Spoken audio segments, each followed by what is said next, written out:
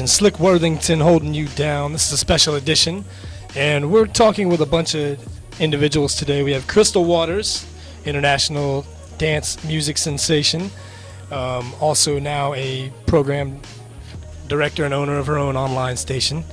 We also have Paul Porter, former BET radio, TV extraordinaire. General pimp, yeah. All right. And we also have another guest joining us, Shawn Glover from Sound Exchange. What's going on, man? What's going on, man? Thanks for having us. Oh, absolutely. I mean, I think this is a huge cause. You know, a good one, like you said, the right one, the fair one.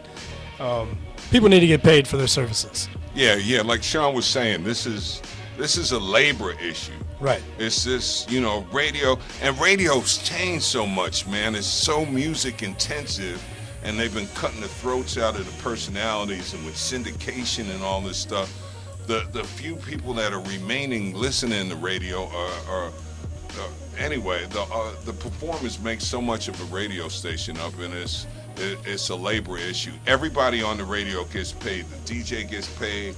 The person that makes the commercial, the secretary, whoever answers it. Well, of course, it might be an intern, but everybody's supposed to get paid.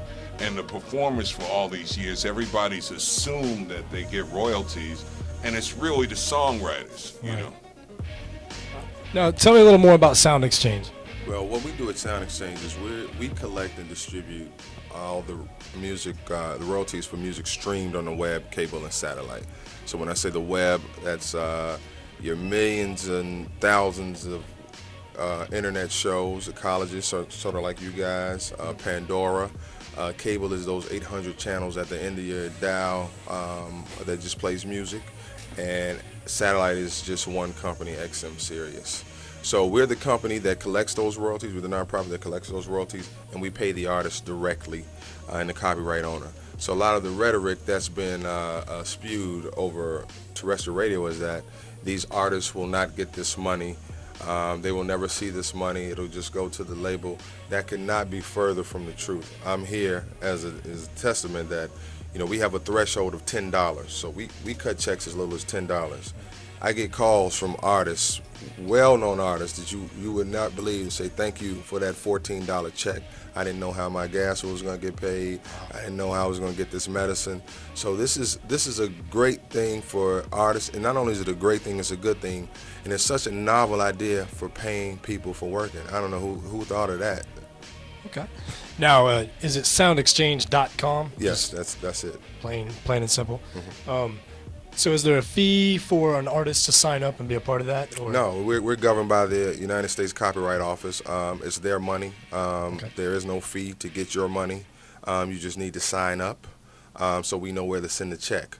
Believe it or not, we have a hard time locating artists, and it's such a new revenue stream for artists that they don't really know this money exists. Okay. So it's basically a matter of raising awareness everywhere so artists aren't getting left behind, basically. Yeah, and it's also part of the reason why when we heard about the bill that Congressman Conyers introduced on Capitol Hill, this was such a no-brainer for us to get behind to support something like this.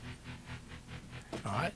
Now, I have a question. At the last Tampa Music Conference here, one of the DJs was actually speaking on the panel about a new software. The new Serato for the DJs is supposedly, when it finally comes out, there's a new version that'll actually track spins in the club, and I guess pay the artists. Eventually, they'll be getting paid for club spins too. Now, does that fall into this realm in any kind of way, or is this just a radio issue? No, this is just strict stopping the radio gangsters, man. Okay. That sounds a little suspect because clubs already have to pay ASCAP or BMI for any music that's played. So right. Well, the way they put it out there was, in essence, you wouldn't have to just go on a DJ's word. Yeah, I played your record. Blah blah blah. You'll know, and it's up to the second. I guess there's a way they can check and see. I don't know. Getting ready to open another can. Yeah. So I mean, it sounds like a great idea in theory. Yeah. That's a whole nother issue, but okay. But in closing, we just wanted to get the word out that do your homework. HR 848 is about You know, labor is about paying folks what they're worth, Right. and it should have been part of the business plan in radio for decades, but they've lobbied against it. They've stopped it I mean, this has been going on 60, 70 years now. So it's about the time that the U.S. catches up with the rest of the free world and it will free up 70 to maybe $100 million a year from overseas airplay. So folks will be taxed on it.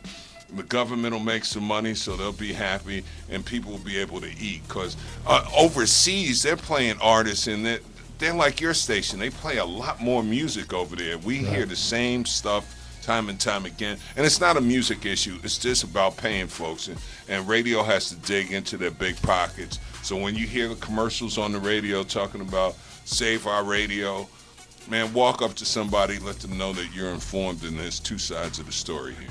And just one more thing. I mean, like Paul alluded to, U.S. music is appreciated and adored overseas more so than it is here.